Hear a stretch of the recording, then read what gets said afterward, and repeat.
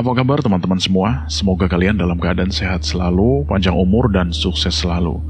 Dan buat teman-teman yang baru bergabung di channel ini, silahkan klik tombol subscribe dan tombol loncengnya, agar kalian tidak ketinggalan cerita terbaru dari kami.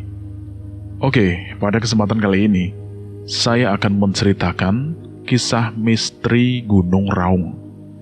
Cerita ini ditulis oleh Damar Saloka. Ringkasan jalannya cerita, tokoh utama bernama Bagaskara, seorang karyawan domisili Jakarta. Ia mengikuti open trip pendakian menuju Gunung Raung. Sebanyak 9 anggota pendaki dan 2 porter orang lokal mulai pendakian. Motor trail melaju mengantarkan para pendaki menuju pos pertama Pak Sunaryo. Keindahan kebun kopi Raung menjadi penyejuk yang menyenangkan. Dimulailah pendakian, hingga suatu hal ganjil mulai muncul.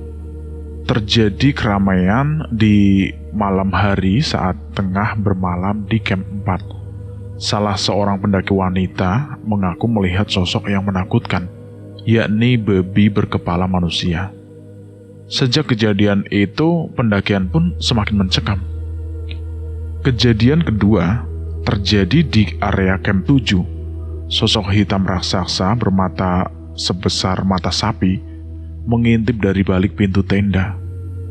Tokoh utama yang melihat kejadian itu menutup rapat-rapat. Takut justru mengganggu jalannya pendakian. Namun, hal yang lebih mengerikan justru kembali terjadi.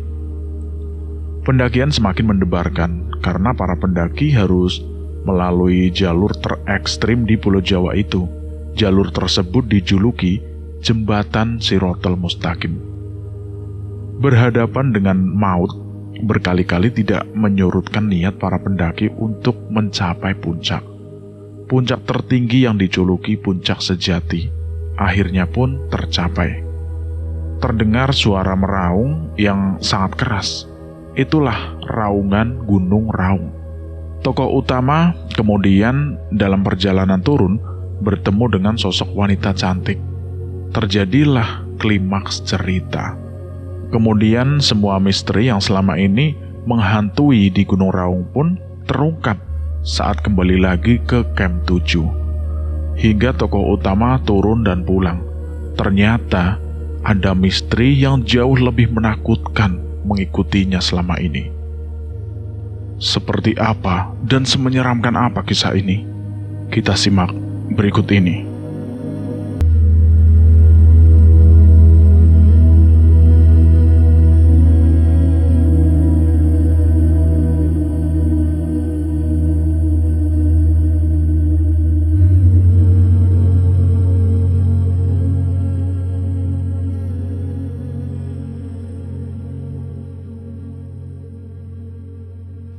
Pukul 22.00 waktu Indonesia bagian Barat, dan rombongan sampai di basecamp pendakian Gunung Raung via Kalibaru.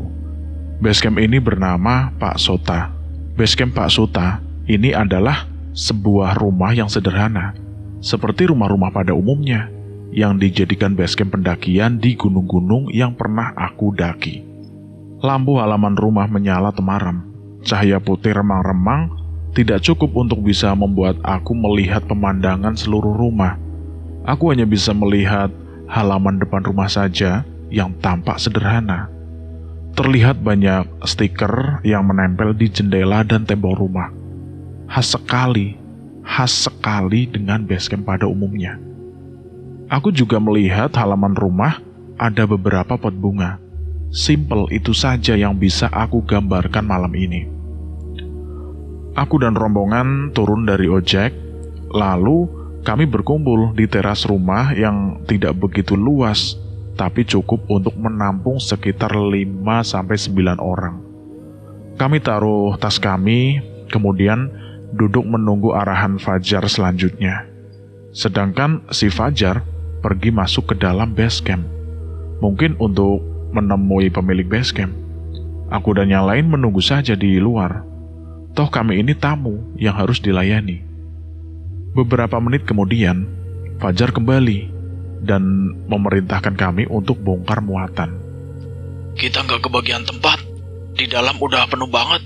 Diisi sama rombongan pendakian dari Malaysia. Ucap si Fajar kepada teman-temannya. Lalu si Adit menjawab. Waduh, dah terus ini gimana ini, Jar? Ya terpaksa lah, kita semua tidur di teras. Fajar seperti terpaksa mengatakan hal tersebut. Tapi mau gimana lagi, memang begini kondisinya. Ya udahlah, Jar, kita tidur di sini aja nggak apa-apa. Iya, Dit, nggak apa-apa. Di sini juga nggak apa-apa kok, pakai SB aja. Hitung-hitung pemanasan lah sebelum mendaki besok.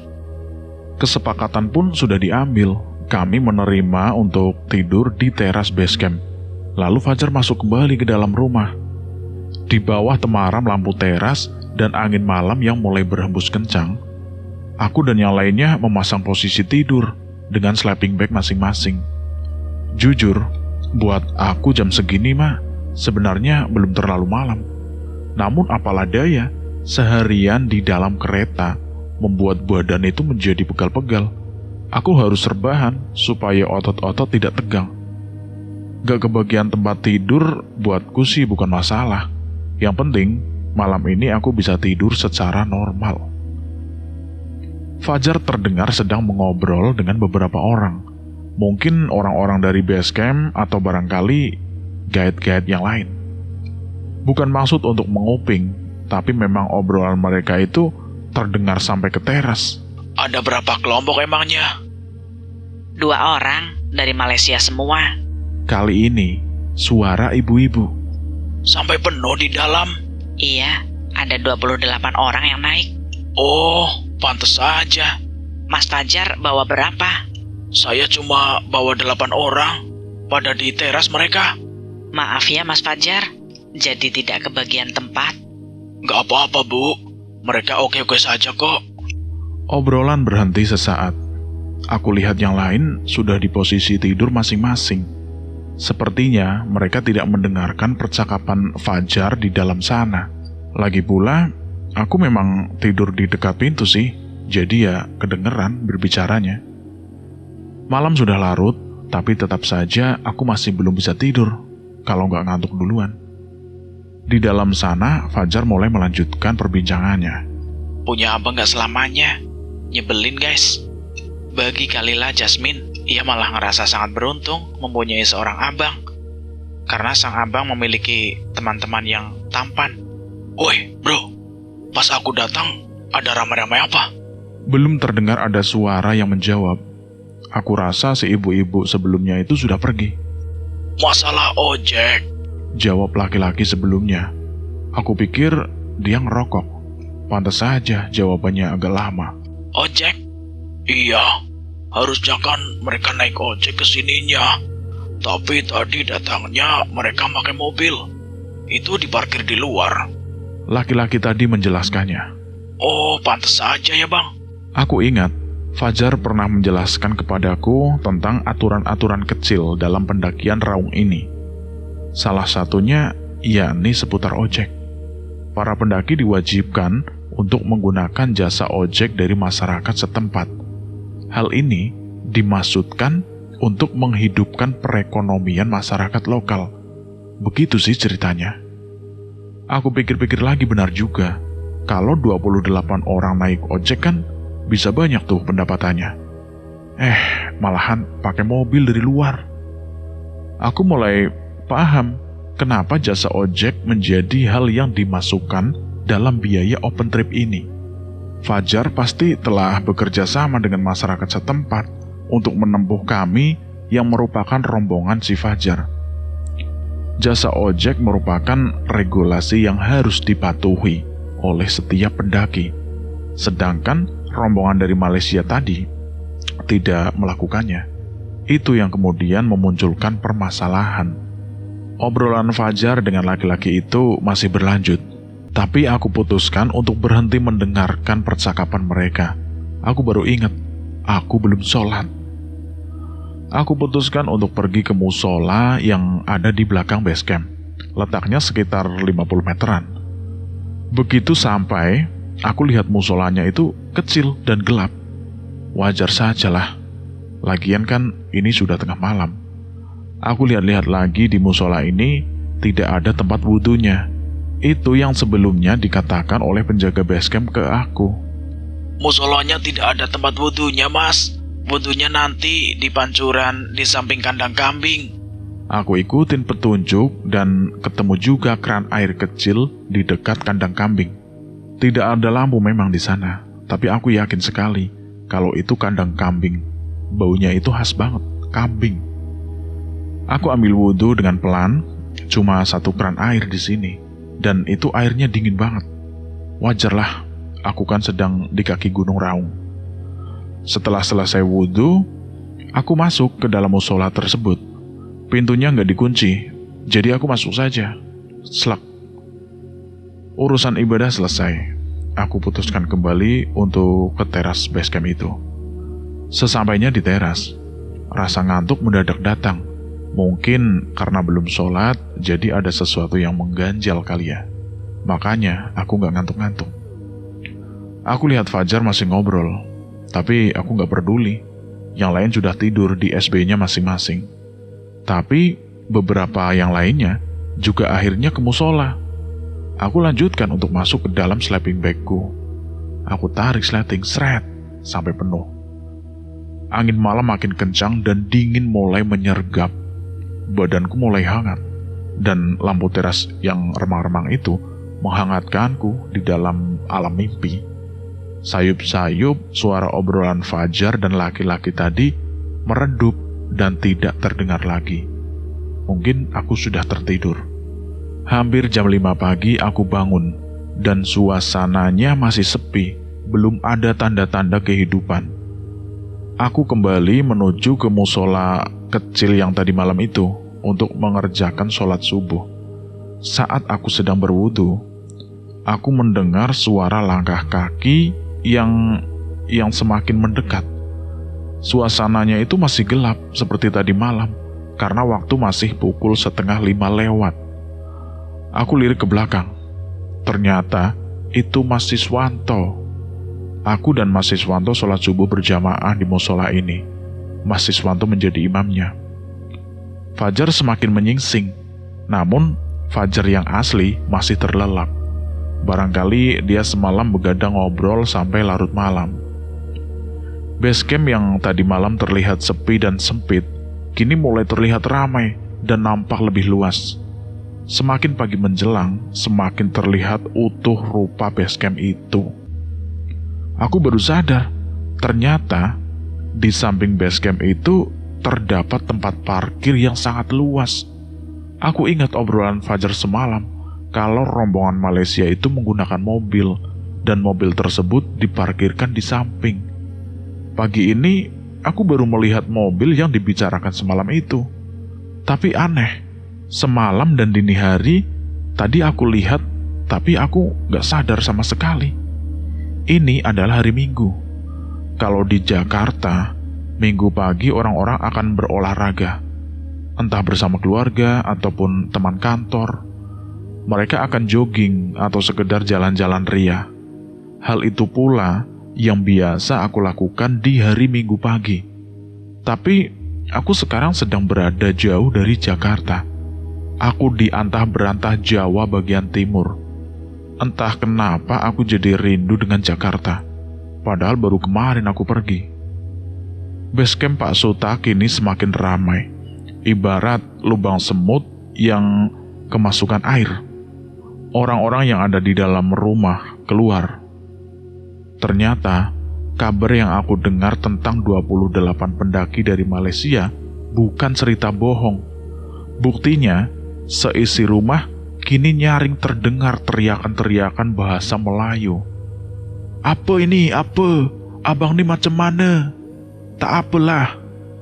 Aku hanya tersenyum mendengar orang-orang Malaysia ribut satu sama lain. Karena penasaran dan aku perlu tanya soal kamar mandi, maka aku putuskan untuk masuk ke dalam rumah. Aku lihat salah satu dinding rumah penuh dengan bingkai foto. Foto paling menonjol adalah sebuah foto setengah badan seorang bapak yang mengenakan berseragam. Aku sempat tanya kepada salah seorang yang ada di dalam rumah itu. Ternyata itu adalah potret Pak Suto. Aku pun sempat mengobrol, dan kenyataan yang aku dapatkan, yakni Pak Suto itu ternyata sudah meninggal. Dan kini istri beliau melanjutkan sebagai pengurus base camp. Barangkali suara ibu-ibu tadi malam adalah Bu Suto.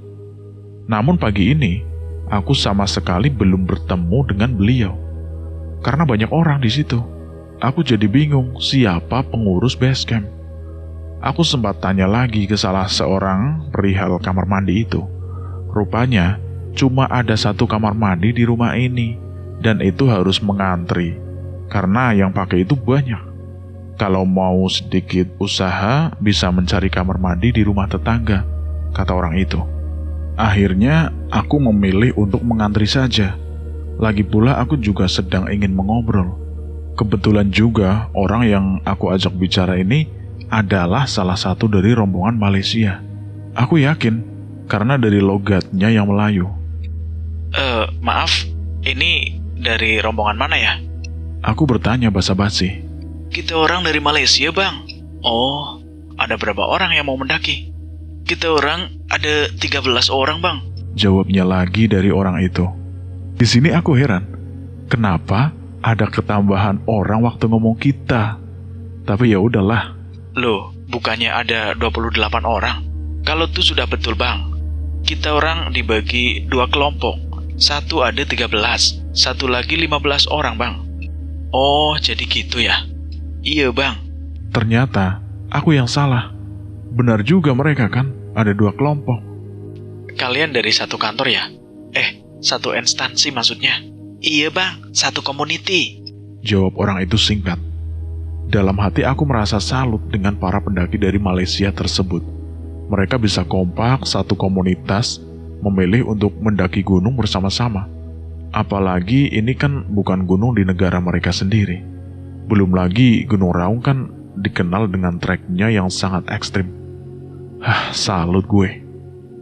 Rata-rata orang keratonan akan memilih destinasi wisata yang mudah dan dekat. Kalau orang Jakarta yang paling dekat ya ke Bogor. Aku ke mall. Atau wahana rekreasi keluarga yang murah meriah. Tapi buat mereka para orang Malaysia ini, mereka malah milih mendaki gunung yang jauh-jauh di negeri seberang. Salut dah gua. Kami kedatangan satu personil baru, yakni Farid. Dia yang dibicarakan oleh Fajar tadi malam, yakni satu personel yang telat dan menyusul ke base camp. Usut punya usut, ternyata Farid ini salah satu kelompok. Jadi, ceritanya dia sampai di base camp tadi malam, tengah malam. Lalu dia masuk ke dalam base camp saja dan bergabung dengan para pendaki dari Malaysia yang sedang tidur. Rupanya, Farid ikut tidur dengan mereka. Baru pagi ini dia sadar kalau doi salah masuk kelompok. Lucu gak sih? Oke, kita kan sekarang sudah lengkap ya. Ayo, siap-siap, sejam lagi kita berangkat. Fajar langsung memberi perintah, padahal dia baru saja bangun tidur.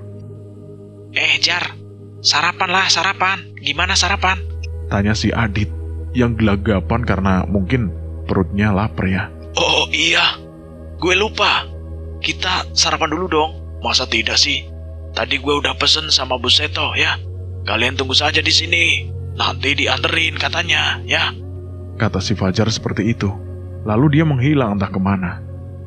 Pucuk dicinta ulam pun tiba. Baru dibicarakan, sarapan pagi pun datang.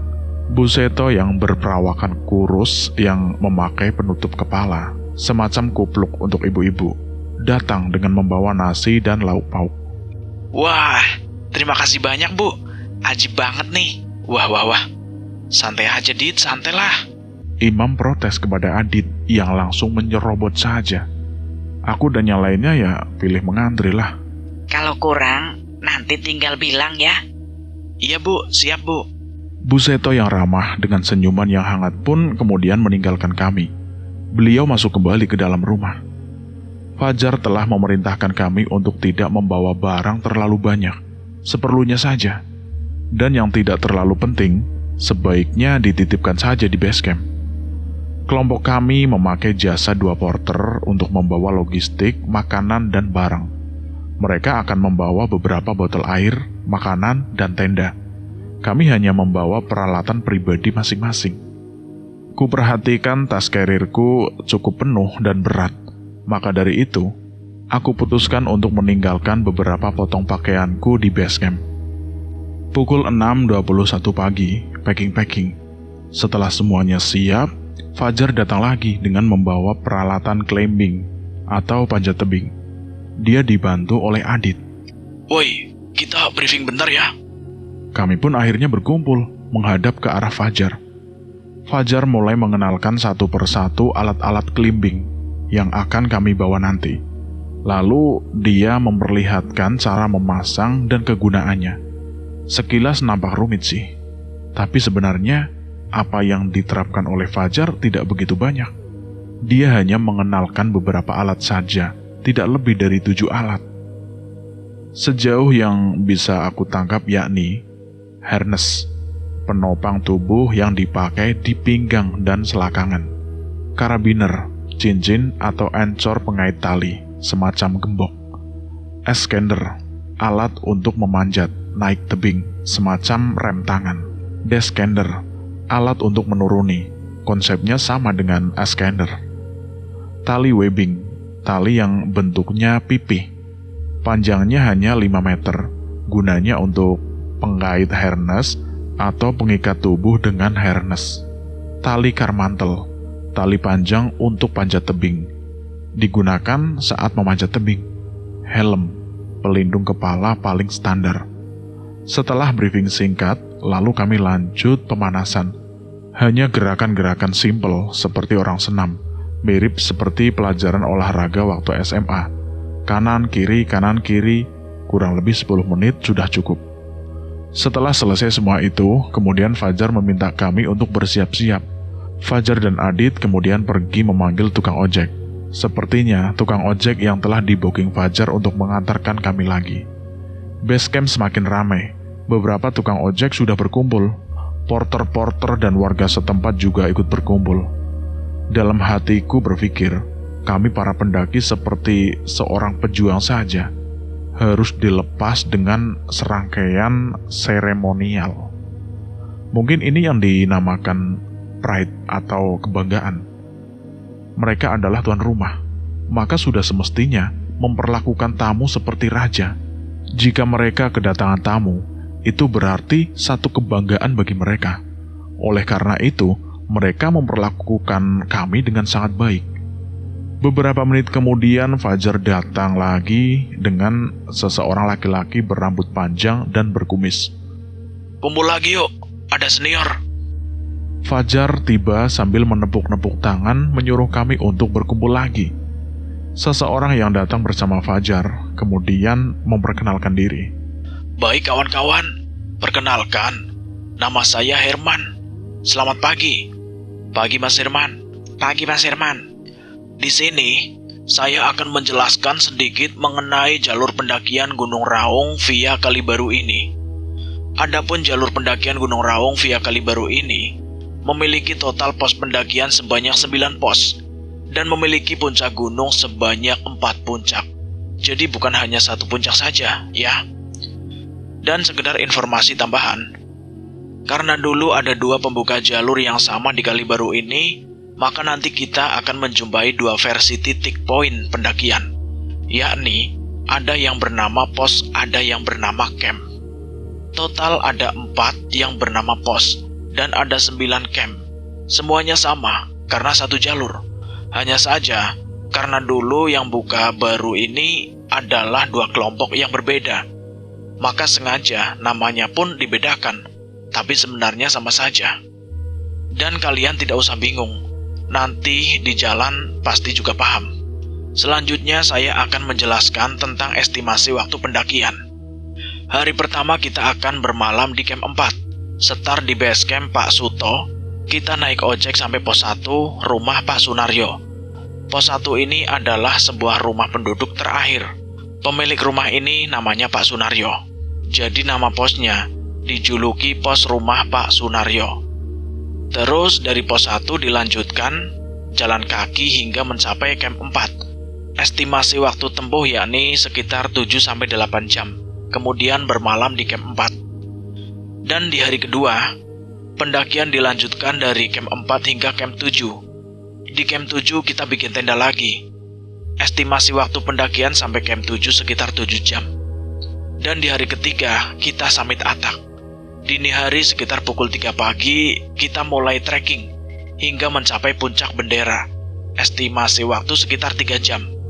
Nah, mulai dari puncak bendera adalah jalur yang disebut-sebut sebagai jalur terekstrim se-Jawa. Kita akan melewati jalur sempit dengan kanan kiri berupa jurang yang dalamnya ratusan meter. Jalur ini disebut dengan jalur Shirathul Mustaqim. Lanjut, kita nanti akan bertemu dengan puncak yang lain, yakni puncak 17.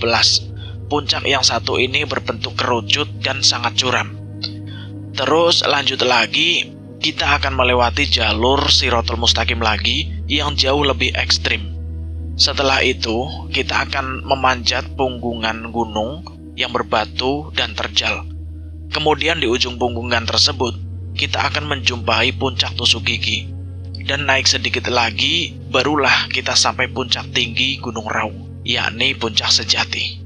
Terima kasih, itu yang bisa saya jelaskan. Mas Herman menjelaskan begitu detail dan panjang.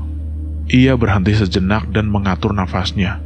Dodi yang kerjaannya di pertelevisian merekam semua apa yang dikatakan oleh Mas Herman barusan.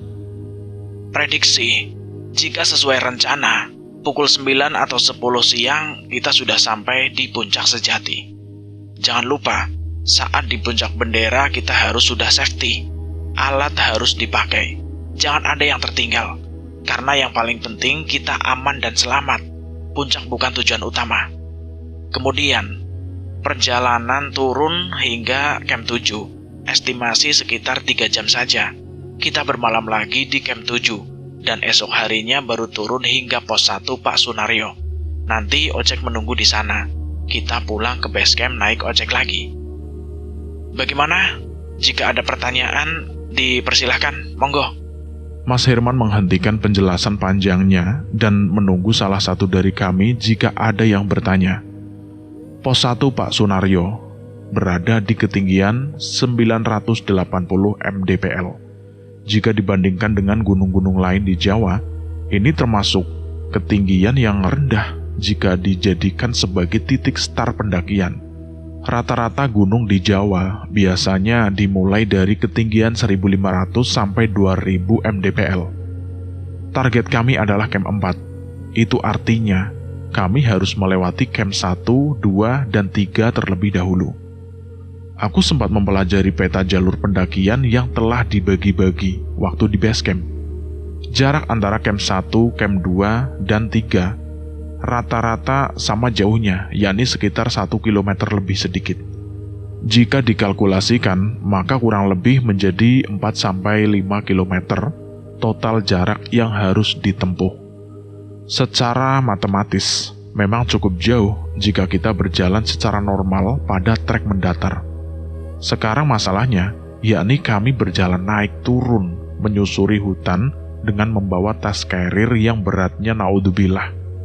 Perjalanan awal adalah perkebunan kopi, persis seperti apa yang dikatakan oleh Pak Sunario. Sekitar pos 1 adalah lahan perkebunan kopi Raung. Aku bisa melihat biji-biji kopi yang masih hijau, dan beberapa di antaranya ada pula yang sudah berwarna merah. Tanda sudah matang berwarna merah itu. Di sisi kanan dan kiriku sepenuhnya hijau dipenuhi pohon kopi.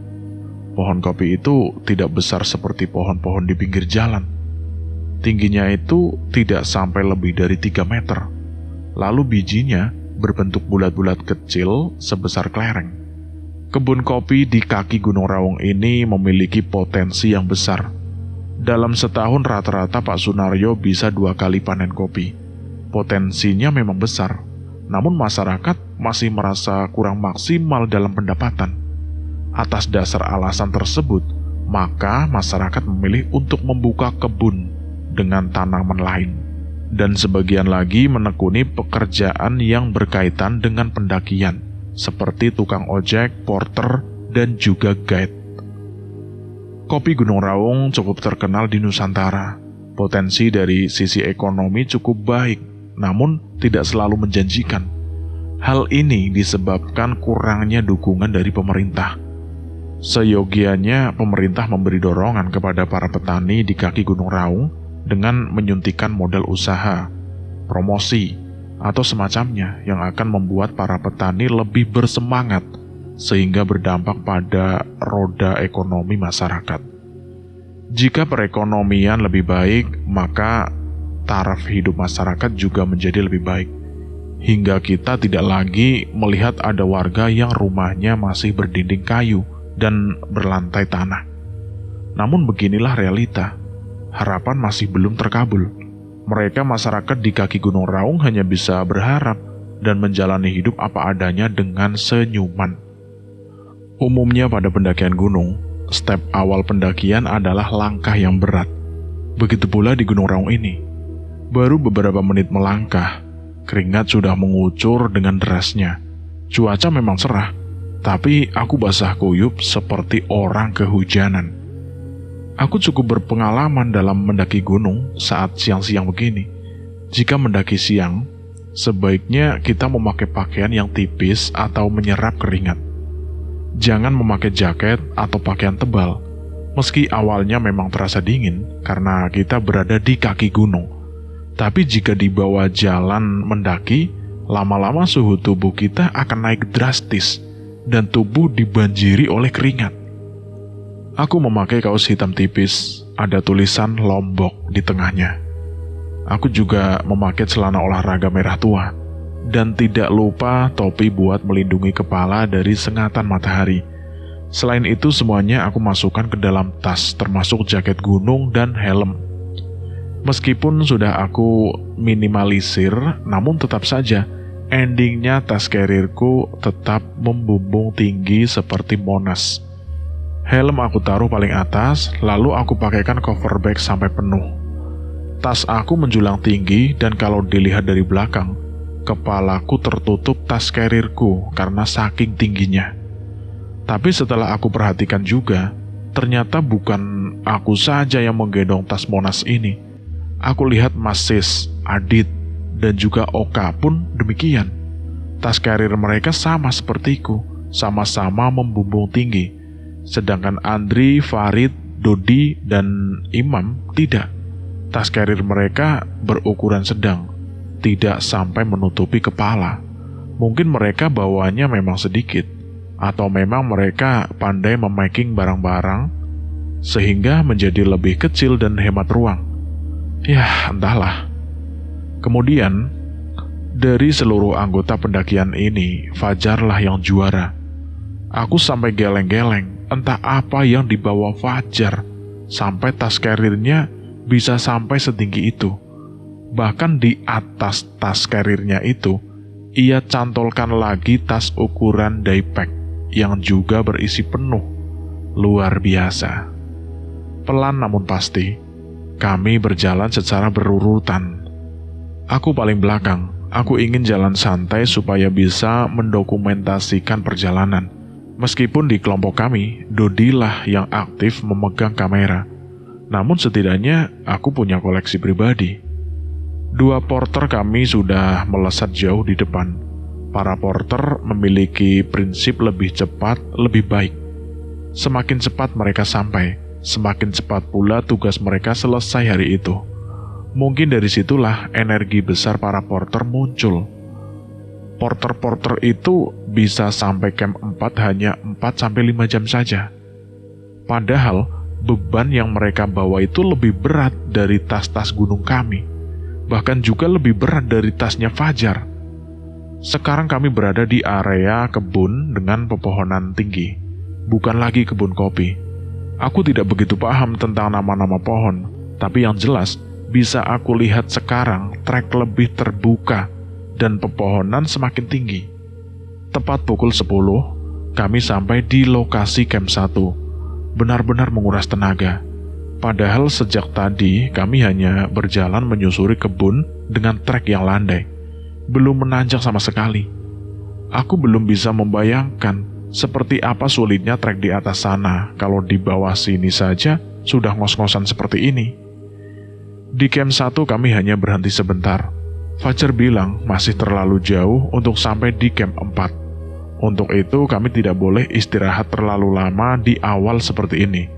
Lagi pula camp 1 ini masih terhitung perkebunan. Matahari juga masih terasa terik. Tempatnya kurang cocok untuk beristirahat. Maka dari itu, kami pun melanjutkan pendakian. Lepas dari camp 1, tidak jauh setelahnya, kami mulai memasuki kawasan hutan. Itu ditandai dengan pepohonan yang semakin rapat. Trek yang kami lalui mulai berbelok-belok, namun sejauh ini masih mudah, karena jalur masih landai. Hingga kemudian, aku dan teman-teman yang lain bertemu dengan sebuah pemandangan yang tidak enak, yakni kawasan pembalakan hutan. Banyak pohon-pohon tumbang dan berserakan. Terlihat bekas-bekas kampak dan gergaji yang menggores di batang-batang pohon yang tumbang. Mereka dibantai habis-habisan. Terlepas dari legal atau tidaknya, aku tidak berpendapat seharusnya pemandangan seperti ini tidak boleh terjadi. Memang manusia membutuhkan kayu untuk sebuah pembangunan yang mereka dambakan. Namun seharusnya hal tersebut dilakukan secara adil.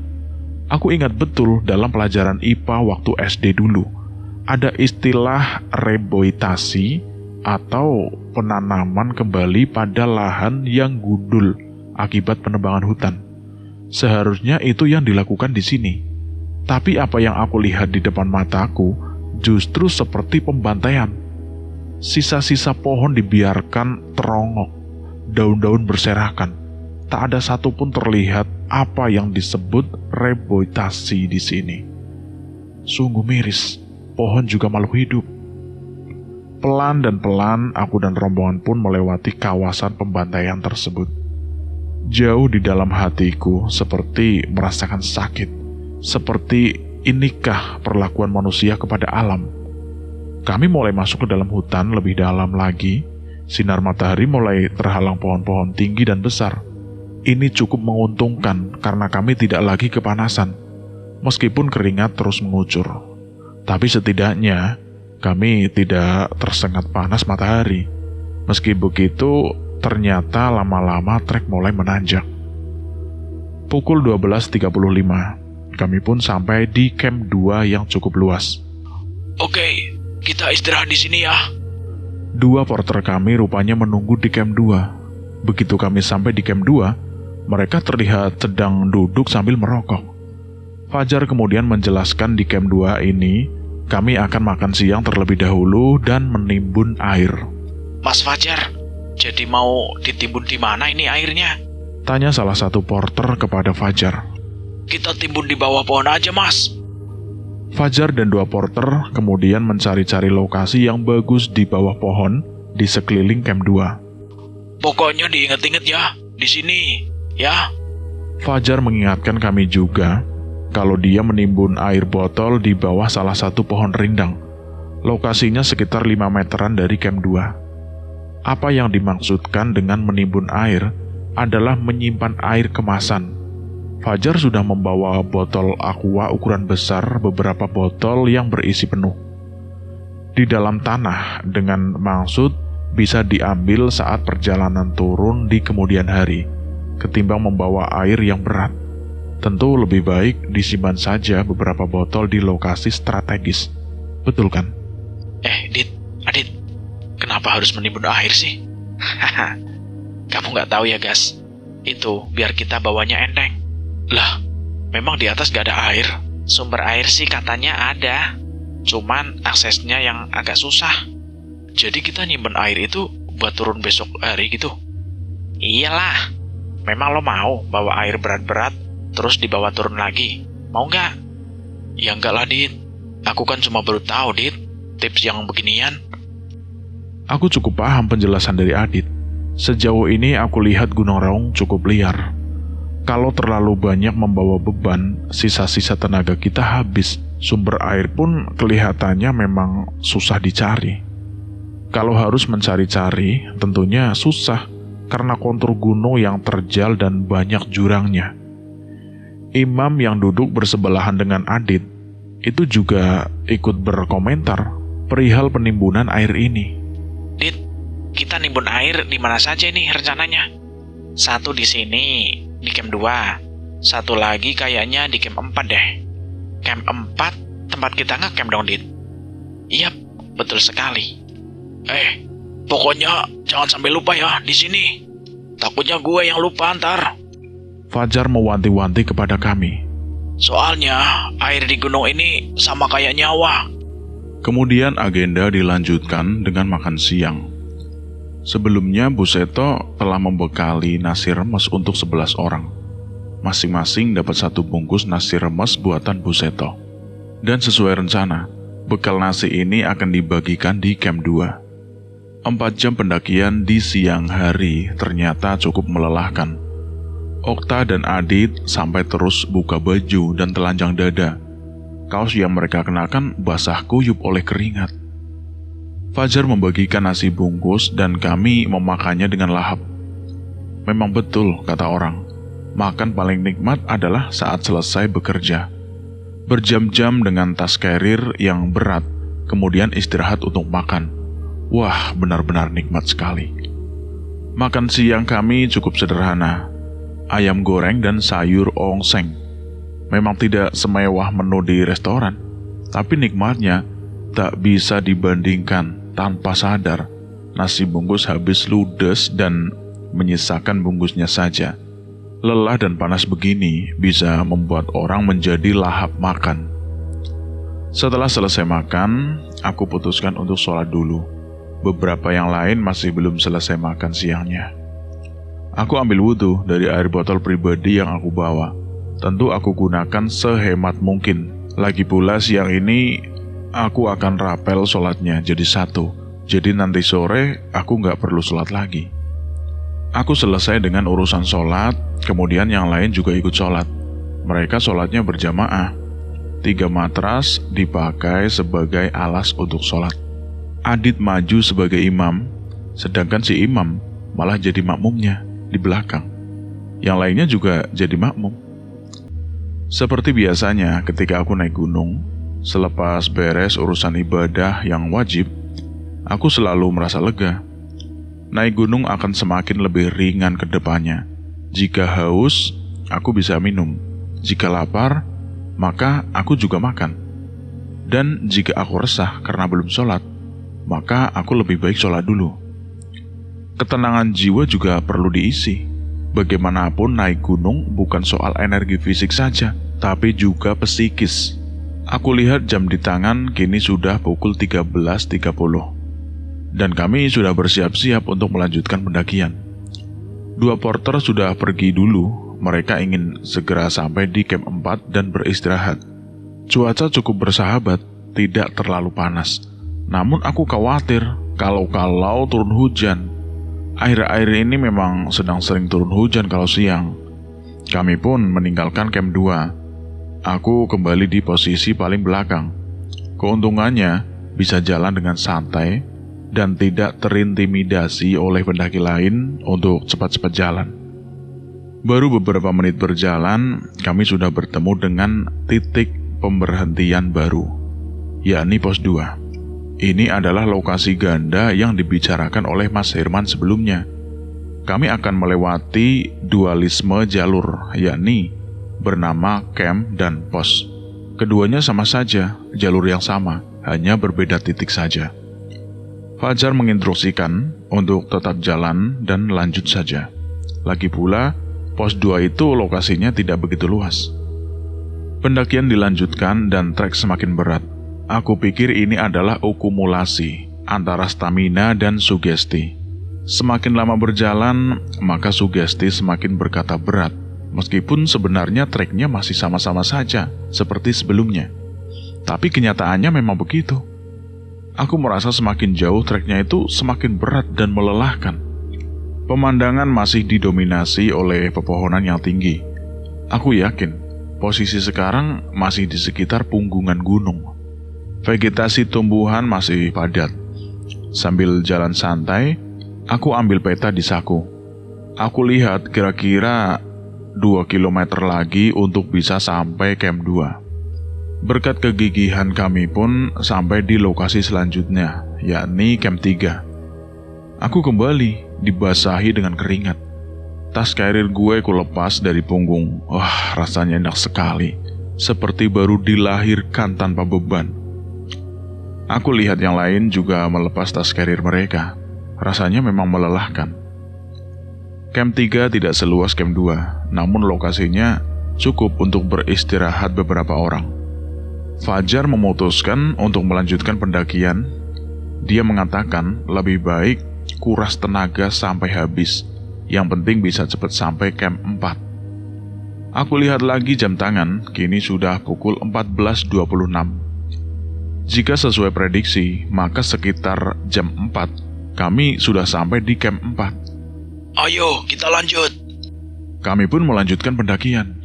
Dan selanjutnya akan lebih berat, karena sesuai dugaanku, hujan turun. Gue dengar cerita nih ya dari sopir ojek kemarin waktu nganterin kita ke pos 1. Dia bilang kalau salah satu porter kita yang bapak-bapak itu sebenarnya adalah dukun. Dit, lo serius? Ini ceritanya beneran? Maksud lo dukun? Orang pintar gitu ya? Beneran sambar geledek? Itu yang diceritakan sama supir ojekku yang kemarin. Adit nampak begitu yakin.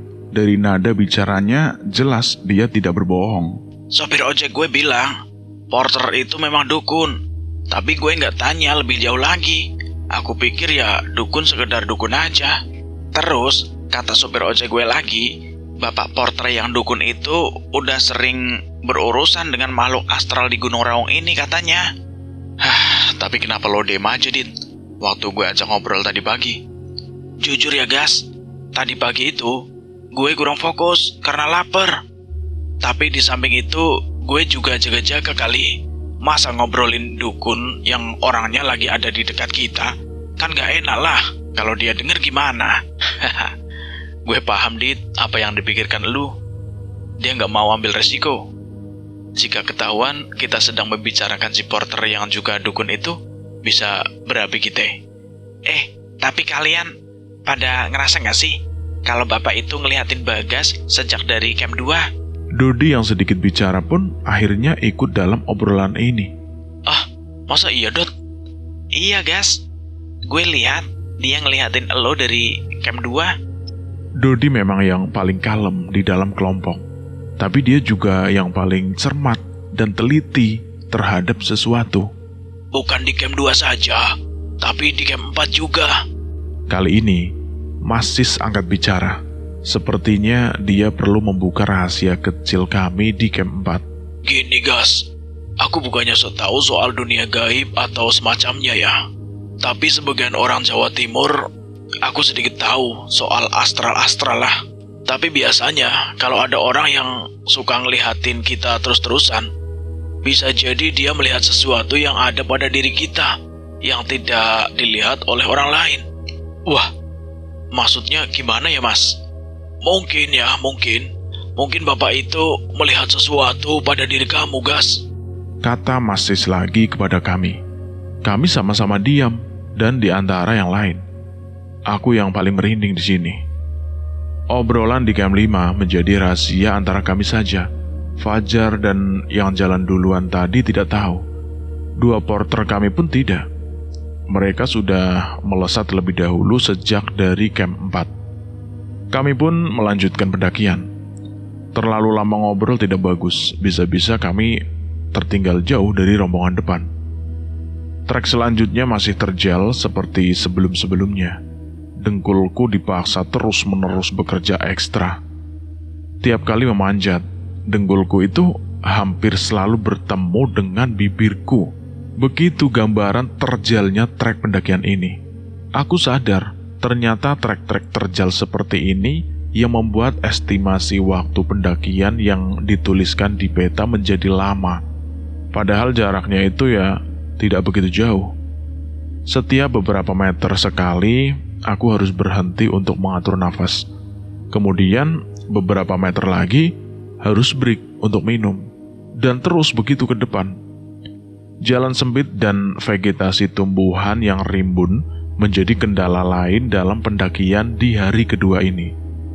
Jika aku cermati di peta, kami sekarang tengah menyusuri salah satu punggungan gunung yang panjang dan terjal. Barangkali ini yang menjadi jalur via Kalibaru ini menjadi cukup panjang dan memakan waktu pendakian sampai berhari-hari. Lain halnya dengan pendakian pada gunung-gunung lain. Sepengalamanku mendaki gunung, rata-rata gunung yang aku daki itu tidak sesempit dan terjal jalur Kalibaru ini.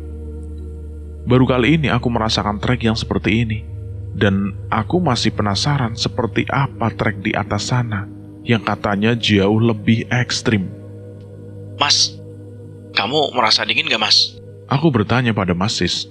Kami jalan di paling belakang. Iya, Gas. Tambah dingin sekarang. Mendung kali ya, Mas? Memang langit tidak nampak karena rimbunnya pepohonan. Belum lagi pohon-pohon juga tinggi menjulang. Langit hanya terlihat samar-samar putih di atas sana. Padahal ini jam 12 siang loh, Mas. Aku berucap sambil lihat ke jam tanganku. Iya juga sih, tumben ya, nggak panas. Lebih baik kita cepetan aja ya, Mas. Kami pun mempercepat langkah, berharap bisa segera sampai di camp selanjutnya. Pukul 13, akhirnya tiba juga kami di camp 6. Ada Farid, Andri, Okta, dan juga Fajar di camp 6. Mereka sedang duduk. Kalian lama banget, ujar Fajar begitu kami sampai. Ya, mau gimana lagi, Jar? Kita fisiknya nggak kuat kayak lo, jawab Adit yang masih ngos-ngosan. Lagian si Oka, tumben banget lo. Kok jadi cepet banget jalannya? Protes Adit lagi, sekarang ke Oka. Lo lihat sendiri, Dit. Kaki gue kan panjang. Oka hanya tersenyum, membanggakan kakinya yang panjang. Alah, bisa aja lo, Kak. Di camp 6 ini kami telah berkumpul 9 orang. 2 porter kemungkinan sudah sampai di camp 7. Namun tiba-tiba terdengar suara yang muncul dari arah bawah jalur yang sudah kami lewati. Kalian denger nggak? Denger apaan, Gas? Tanya Mas Sis kepada aku. Seperti ada yang datang dari bawah sana, Mas. Posisi camp 6 memang berada di lokasi yang tidak luas dan curam di sisi atas. Lokasinya pun rimbun oleh pepohonan yang lebat. Sulit untuk bisa melihat ke arah yang jauh. Bahkan langit pun tidak begitu nampak jelas dari sini. Belum hilang penasaranku soal suara tadi. Kemudian Fajar berdiri dan mengomando kembali seperti biasa. Aku jalan dulu ya. Tinggal 1 step lagi nih. Kita bakalan sampai di camp 7, tempat tenda kita. Aku rasa porter sudah nyampe duluan di sana. Jadi aku harus ke sana duluan buat bangun tenda, kata Fajar sambil menggendong karirnya. Ya, lo gak asik, Jar. Masa kita baru datang, terus kamu tinggal? Lo pada mau pilih mana? Bareng gue, tapi begitu nyampe camp 7 kita belum ada tenda, sampai belum ada kopi. Atau nggak bareng gue, tapi pas nyampe sana sudah tersedia semua. Gimana? Hah, Jar. Pilihan yang sulit. Ya udahlah, cabut lo sana. Sebelum Fajar beranjak, Adit kembali protes kepada Fajar. Lo-nya yang nggak penting, Jar. Kopinya lebih penting. Kemudian Fajar melongos saja, dan kami pun tertawa. Oka yang dari tadi merokok juga ikutan berdiri dan mengikuti Fajar. Aku juga duluan deh, mau jagain tukang masak kita. Oka dan Fajar pun cabut, sedangkan Farid dan Andri, yang sebelumnya bersama Fajar, lebih memilih tinggal bersama kelompokku. Kini 7 orang masih bertahan di camp 6. Langit semakin temaram, dingin bertambah menusuk. Aku prediksi hujan akan segera datang, sama seperti siang kemarin hari. Sebenarnya, perkara cuaca di gunung tidak bisa diprediksi. Kapan turun hujan, kapan datang kabut. Semua unpredictable. Tapi setidaknya kita harus waspada setiap saat dan selalu siap sedia dengan peralatan yang lengkap. Aku masih penasaran dengan suara barusan yang aku dengar. Aku yakin sekali ada seseorang yang berada di bawah sana, di belakang kami. Tapi kelompok kami sudah lengkap. Tak mungkin ada yang tertinggal. Lantas siapa yang ada di bawah sana? Sebuah bayangan di balik pohon nampak samar-samar mendekat. Aku tidak bisa melihat dengan jelas karena terhalang oleh pepohonan. Gegara kejadian horor soal babi berkepala manusia tadi malam. Sekarang aku jadi paranoid. Jangan-jangan ada babi yang serupa di bawah sana. Tapi mana mungkin ada penampakan di siang bolong begini. Detik-detik yang membuat aku was-was karena dibayangi teror mistis binatang jadi-jadian. Namun akhirnya aku bisa bernapas lega karena ternyata yang muncul dari balik pepohonan itu adalah seorang pendaki laki-laki. Jaket hijau dan tas carrier ukuran sedang yang digendongnya meyakinkanku kalau sosok di bawah sana adalah seorang pendaki, bukan babi berkepala manusia. Ada yang datang tuh. Aku memecah kesunyian, yang lain melihat ke arah yang aku bicarakan. Kurang dari 3 menit, si pendaki itu pun tiba di camp 6 dan bergabung dengan kami. Akhirnya tiba di camp 6. Betul ini. Betul bang, ini camp 6. Abang dari Malaysia ya? Dari logatnya sudah jelas, si dia itu orang Malaysia. Dan siapa lagi kalau bukan pendaki Malaysia? Karena memang yang ada di bawah kan semua kelompok pendaki dari Malaysia. Ya betul bang, saya dari Malaysia. Jawabnya masih ngos-ngosan. Kok sendirian? Yang lain di mana? Saya laju cepat bang. Oh ya, duduk-duduk dulu di sini istirahat ya. Kami mempersilahkan pendaki Malaysia ini bergabung dengan kami. Aku mulai berpikir, ternyata benar apa yang dikatakan oleh Fajar. Dia harus segera sampai di camp 7. Pasalnya, rombongan dari kelompok Malaysia ternyata sudah semakin mendekat. Abang namanya siapa bang? Saya Muhammad, panggil saja Ahmad. Oh ya bang, saya Bagas.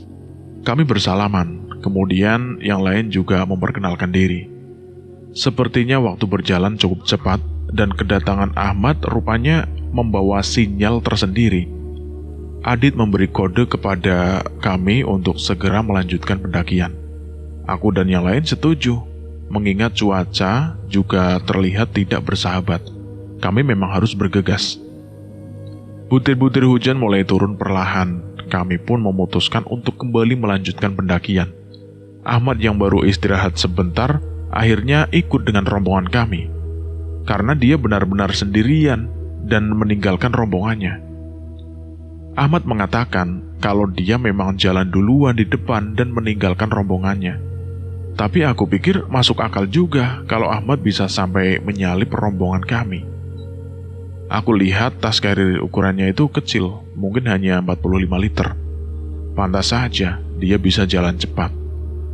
Awalnya aku curiga kalau Ahmad adalah guide pendakian sama seperti Fajar dan harus jalan cepat untuk mengamankan lahan tenda. Tapi setelah aku lihat carrier-nya yang kecil dan pengakuannya sendiri yang seorang pendaki Malaysia, aku jadi lega. Artinya rombongan kami tidak terintimidasi dengan kedatangan Ahmad ini. Kami tidak harus balapan, lagi pula ini bukan lomba lari atau semacamnya. Baru beberapa meter berjalan, butiran hujan yang turun berubah semakin besar dan kencang. Fake, hujan lebat akan datang. Kami pun segera mengeluarkan jas hujan dan memakainya. Aku cek di peta, jarak untuk sampai ke camp 7 adalah 700 meter. Cukup jauh memang, apalagi hujan deras begini. Kami benar-benar harus ekstra hati-hati. Trek semakin berat. Di samping kiri adalah jurang yang tak terlihat di mana ujungnya. Sedangkan di kanan adalah hutan lebat yang mustahil untuk dilewati. Dan jalur di depan adalah jalur yang sempit dan licin. Mungkin ini pertaruhan energi kami yang terakhir untuk hari ini. Tujuan utama adalah camp 7. Kami harus habis-habisan untuk bisa sampai di sana. Berselang beberapa waktu, kami pun sampai di jalur yang lebih terbuka. Kali ini langit terlihat lebih luas, namun hujan masih saja deras. Hal lain justru malah menghantui kami. Hujan deras membawa angin kencang. Ini malah semakin merugikan kami. Kondisi jalur yang terbuka malah semakin membuat hujan dan angin kencang tersebut lebih leluasa menyerang kami. Langit biru nan luas seharusnya menyambut kami, namun apa adanya. Cuaca berkata lain. Kali ini kami harus lebih berhati-hati karena jalan semakin terjal dan licin. Resiko terpleset sangatlah tinggi dan hal lain yang meresahkan mulai menghantuiku dan teman-teman yang lainnya. Hujan deras yang awet begini lama-lama bisa menerobos jas hujan kami dan membuat pakaian kami basah. Imam, yang karirnya tidak besar seperti yang lain, maju dan jalan di paling depan, sedangkan aku, Masis, dan juga Adit berjalan paling belakang. Kami membawa karir yang besar dan berat. Energi kami terus terkuras banyak dan langkah kami pun menjadi semakin berat. Baru kali ini aku melakukan pendakian dengan suasana seperti ini. Ternyata, di gunung itu bukan hanya soal magis saja yang membuat kita menjadi takut, tapi juga faktor alam. Alam yang setiap waktu bisa berubah-ubah, justru menjadi lebih menakutkan ketimbang hal-hal gaib yang ada di hutan atau di gunung. Hujan semakin menjadi-jadi dan petir menyambar-nyambar. Sepatu sudah basah kuyup sampai ke dalam. Jarak pandang semakin pendek. Kabut tebal pun mulai menyelimuti. Mungkin ini peristiwa menakutkan yang lebih horor ketimbang penampakan babi berkepala manusia tadi malam. Berjalan dan terus berjalan, di kejauhan di atas sana terdengar suara teriakan.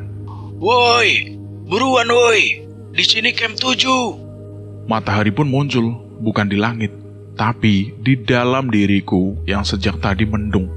Singkat cerita, setelah selesai beribadah, kami mengisi malam di tenda masing-masing.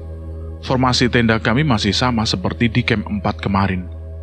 Aku satu tenda lagi dengan Adit dan Farid. Besok adalah hari ketiga, dan kami akan melakukan summit attack atau pendakian mencapai puncak. Fajar menyuruh kami untuk tidur lebih cepat dan jangan begadang, karena besok jam 3 pagi, kami sudah harus mulai pendakian kembali. Dulu sewaktu masih kuliah, aku hobi membawa kertas ke puncak gunung. Kertas itu aku tulis dengan berbagai macam kata-kata. Yang paling berkesan adalah tulisan I love you di kertas A3. Kemudian di bawahnya aku tulis nama pacarku saat itu. Indah sekali kalau mengingat-ingat masa lalu. Tapi sayangnya, pacarku yang dulu sekarang sudah jadi istri orang.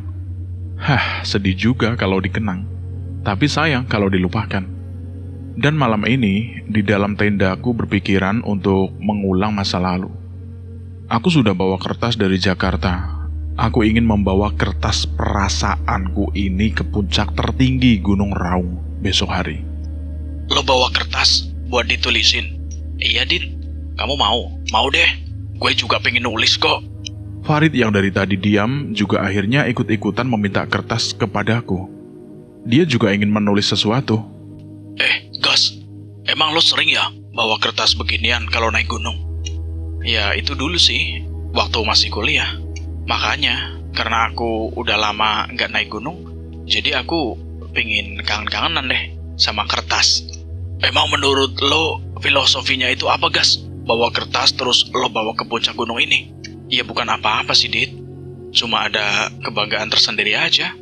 Bisa mengungkapkan perasaan di atas selembar kertas yang kita bawa ini, yang kita bawa ke puncak gunung. Kalau cuma sekedar foto-foto kan sudah biasa banget. Lagian, kalau foto doang kan kita nggak bisa mengungkapkan perasaan kita, Dit. Misalnya nih, gue waktu kuliah dulu ya, naik ke gunung. Terus foto-foto, itu kan biasa. Habis itu bertahun-tahun kemudian, aku lihat lagi foto itu. Rasanya ya biasa aja, Dit lah. Ingatanku cuma flashback ke pendakian itu aja. Tapi bakalan beda kalau gue naik gunung terus foto sambil bawa kertas dan gue tulisin perasaan gue. Nah, kalau gue lihat foto itu bertahun-tahun kemudian, di situ gue bisa flashback lebih berwarna, Dit. Ternyata waktu itu gue punya pacar ini. Habis itu kuliah begini. Dan terus sampai jadi cerita. Itu semua bakalan muncul hanya saat kita melihat kertas itu. Adit dan Farid diam. Mungkin mereka terlalu menghayati ucapanku tadi. Ngopi dulu lah, Gas. Adit menyodorkan kopinya yang masih awet dari tadi sore. Oke, Dit, siap. Tanpa sadar, aku jadi bawa perasaan, mengenang masa-masa lalu. Tapi setelah aku ngopi dikit, setidaknya luapan emosi perasaanku itu lebih reda. Jadi gitu sebenarnya. Berangkat dari pengalaman pribadi kamu, Gas. Ya begitulah, Dit. Gue inget dulu pernah bawa kertas yang isinya ucapan cinta buat pacarku. Tapi sialnya, habis itu pacar gue diambil orang, Dit. Haha. Kenangan buruk dong, Gas. Bukan buruk lagi, Dit. Pahit. Tapi sayang kalau dilupakan. Ya nggak sih? Iya sih, Gas. Itu udah lama banget, Dit. Masa lalu. Tapi kan sekarang pacar lo aji banget, Gas. Kali ini aku kembali terdiam. Ya, aku sebenarnya terpaksa menunjukkan foto Mila ke teman-teman pendakian tadi. Tapi walau disuruh jujur, aku susah untuk bilang kalau sebenarnya aku dan Mila itu belum pernah bertatap muka sekalipun. Gas, iya. Sebenarnya kenapa, Dit? Adit nampak memperhatikanku dengan seksama. Sebenarnya selain cantik, pacarku juga seorang dokter. Adit nampak kaget. Farid juga mendengar kata-kataku, meskipun dia sedang sibuk menulis di kertas, juga ikut kaget. Wah, beruntung banget hidup kamu, Gas. Setelah itu, Farid berhenti menulis dan memintaku memberinya tips and trick supaya bisa dapat pacar dokter. Aku bingung harus menuliskan kata-kata apa di kertas ini. Kata I love you sudah biasa, dan aku nggak ingin kejadian seperti dulu terulang lagi. Tiba-tiba sebuah ide muncul di kepalaku. Aku akan menggambar Mila di kertas ini. Iya benar, aku akan gambar dia mirip dengan fotonya yang memakai kebaya putih. Dinginnya malam di gunung mulai terasa. Aku sudah masuk ke dalam sleeping bag dan memejamkan mata. Tapi masih belum bisa tertidur karena dingin yang menusuk-nusuk. Kakiku terasa membeku, padahal aku sudah memakai kaos kaki yang kering. Adit dan Farid, entah mengapa mereka bisa tidur pulas. Bahkan Adit saking pulasnya sampai ia mendengur, sedangkan aku masih setengah sadar, setengah tidur. Kondisi yang membingungkan. Entah sekarang sudah jam berapa, tapi yang pasti di luar sana sudah tidak ada orang bercakap-cakap lagi. Hanya terdengar suara angin yang menggoyak-goyak tenda kami. Selain itu tidak ada suara lagi. Hampir aku masuk dalam alam mimpi. Tiba-tiba aku kembali sadar begitu mendengar suara-suara aneh. Apa yang aku dengar itu barusan jelas bukan suara angin. Aku masih bisa berpikir jernih meski hampir lelap tertidur. Suara aneh kembali terdengar. Suaranya putus-putus, hilang lalu ada lagi. Aku putuskan untuk membuka mata karena suara yang aku dengar sekarang itu malah semakin dekat. Sekarang justru seperti suara bisikan tepat di telingaku. Aduh, tiba-tiba aku merinding. Bulu kuduku berdiri. Aku coba untuk menenangkan diri dengan mengubah posisi tidur. Aku mendekat ke Adit yang tidur di tengah. Adit yang tidur sambil mendengur sama sekali tidak menghilangkan kemerindinganku itu. Tiba-tiba, sekelebat cahaya menerpa tenda. Cerat! Aku bisa melihat dengan jelas cahaya itu berasal dari luar tenda. Ada cahaya yang lewat. Tapi, aku gak mau berpikiran negatif. Barangkali itu cahaya senter. Tapi aku yakin sekali, di luar itu tidak ada orang. Bahkan tenda dari kelompok Malaysia pun sepi. Lantas suara dan cahaya itu dari mana sebenarnya? Aku mencoba menenangkan diri lagi. Sleeping bag ku sletingkan hingga penuh dan hingga menyisakan dua mataku saja. Lebih baik aku tidur dan jangan berpikiran apapun. Belum sempat aku pejamkan mata, tiba-tiba terdengar resleting pintu tenda seperti ada yang membuka dari luar. Sret! Astaga! Aku berteriak dalam hati. Ada mata mengintip dari celah-celah resleting pintu tenda yang dibukanya. Matanya segede mata sapi. Wah, besar banget pokoknya. Asli aku merinding berkali-kali lipat. Mata itu tengah melihat ke arah lain. Mungkin dia nggak sadar aku sedang melihatnya. Aku pejamkan mata, tapi sambil melirik sedikit. Aku ingin tahu apa itu sebenarnya. Sosok menakutkan penuh rambut dengan mata sebesar mata sapi tengah melongok masuk ke dalam pintu tenda yang kini lebih terbuka lebar. Aku langsung pejamkan mata, tak kuat lagi untuk melihat kejadian seperti ini. Itu adalah genderuwo. Asli, aku pernah diceritain. Genderuwo bentuknya memang mirip seperti itu.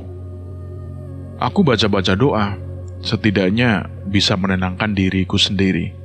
Setelah nafas kembali normal, aku coba untuk melihat kembali.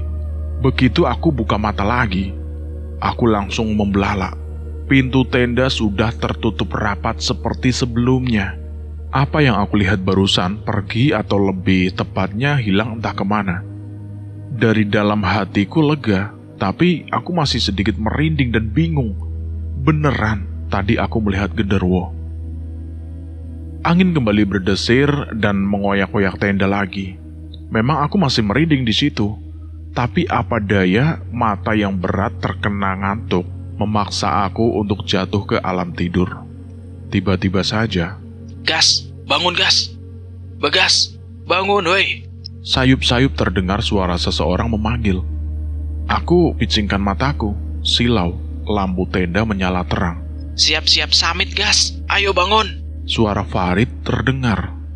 Aku lirik jam di tangan, pukul 2.50. Aku baru tidur 2 jam. Aku lihat Adit dan Farid nampak biasa-biasa saja. Mereka nggak sadar semalam ada genderuwo yang mengintip dari luar tenda.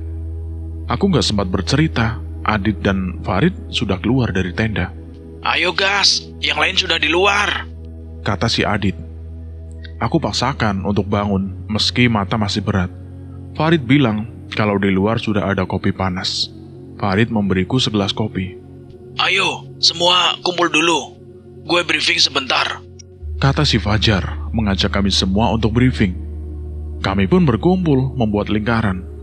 Masing-masing sudah siap dan membawa peralatan lengkap seperti yang sudah dikatakan sebelumnya. Jaket tebal, headlamp, dan juga helm. Pagi ini kita akan melakukan summit attack. Tujuan akhir adalah puncak tertinggi Gunung Raung, yakni Puncak Sejati. Aku akan jelasin sesuai peta. Saat ini kita berada di camp 7. Pendakian selanjutnya kita akan melewati camp 8 lalu camp 9. Dari camp 9 kita melanjutkan terus hingga sampai di Puncak Bendera, yaitu salah satu puncak di Gunung Raung. Mulai dari sini sudah tidak ada pohon lagi. Jadi di titik inilah batas vegetasinya. Trek selanjutnya adalah trek yang ekstrim. Trek yang membuat Gunung Raung ini mendapat gelar gunung dengan jalur terekstrim di Pulau Jawa, bahkan di Indonesia. Untuk itu, di Puncak Bendera nanti kita mulai pasang alat. Oh iya, nanti kita nunggu Mas Herman dulu, karena dia nanti yang pasang tali di jalur. Dan jangan lupa helm di bawah, ya. Dari Puncak Bendera, kita akan jalan merayap melewati jembatan Shirotol Mustaqim yang pertama. Ini adalah tantangan berat pertama. Kalian harus hati-hati, karena trek lebarnya hanya 1 meter. Dan sisi kanan kirinya adalah jurang yang dalamnya mencapai ratusan meter. Kalau jatuh, kita lewat. Lepas dari Shirotol Mustaqim pertama, kita akan bertemu dengan puncak selanjutnya, yakni Puncak 17. Dinamakan Puncak 17, karena dulu yang membuka jalur ini adalah dari Mapala Universitas 17 Agustus 45. Ia jadi dinamakan Puncak 17. Kemudian, setelah melewati itu, kita akan bertemu kembali dengan trek ekstrim Shirotol Mustaqim yang kedua. Kita akan menggunakan teknik rappelling atau menuruni tebing. Sampai di sini, trek yang curam berupa jurang-jurang sudah habis. Lalu kita akan mendaki melalui punggungan gunung. Treknya berupa bebatuan dengan kemiringan mencapai 45. Dan selanjutnya, kita akan bertemu dengan Puncak Tusuk Gigi. Bentuknya berupa batu-batu lancip seperti tusuk gigi jika dilihat dari kejauhan. Kemudian yang terakhir, tinggal naik sedikit lagi, maka kita akan sampai di puncak tertinggi Gunung Raung, yakni Puncak Sejati 3.344 meter di atas permukaan laut. Bagaimana? Sudah jelas semuanya? Iya, siap. Oke, Jar, jelas. Fajar selesai dengan briefingnya. Aku lihat ke belakang, kelompok pendaki Malaysia juga sudah mulai bersiap-siap. Kelompok kami akan jalan terlebih dahulu seperti biasa. Seperti biasa, sebelum kita berangkat, kita doa terlebih dahulu. Berdoa mulai. Fajar kembali memimpin doa sebelum kami summit. Setelah itu, doa pun selesai. Summit Attack pun dimulai tepat pukul 3.00. Kami berangkat dan meninggalkan camp 7. Porter kami tetap tinggal di tenda. Mereka tentu tidak ikut sampai ke puncak, karena tugas mereka hanya membawa barang saja. Aku kembali memilih untuk jalan di paling belakang, Fajar paling depan seperti biasa. Senter masing-masing telah di bawah.